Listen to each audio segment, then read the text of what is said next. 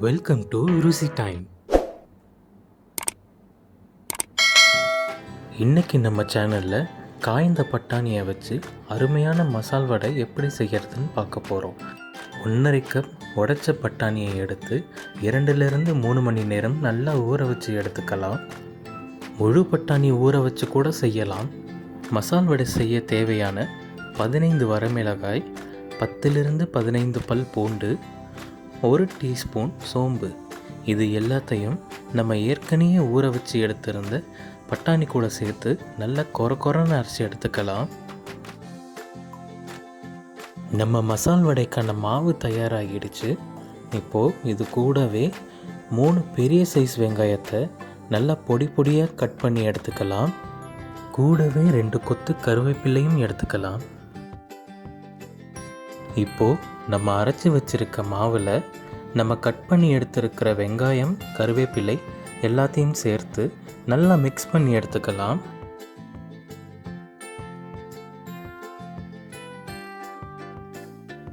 நாம் தயார் செய்து வைத்திருக்கிற மாவை சிறு சிறு உருண்டைகளாக எடுத்து உள்ளங்கையில் வச்சு வடைகளாக தட்டி எடுத்துக்கலாம்.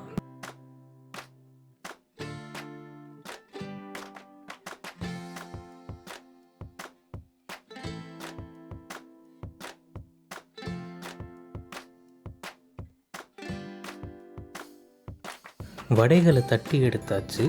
இனி பொரிச்சு எடுக்கிறதுக்காக ஒரு கடாயில் எண்ணெயை விட்டு எண்ணெய் சூடானதும் வடைகளை போட்டு நல்லா பொரிச்சு எடுத்துக்கலாம்.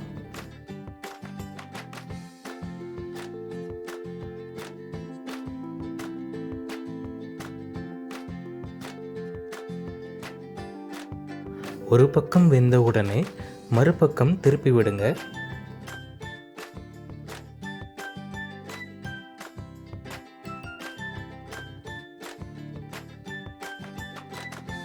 வடை நல்லா பொன்னிறமாக பொரிஞ்சு வந்திருக்கு.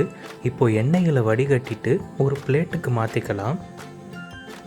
பார்த்தீங்களா, வெளியில் கிறிஸ்பியாகவும் உள்ள சாஃப்டாகவும் எவ்வளோ அருமையான மசால் வடை, அதுவும் பட்டாணியை வைத்து.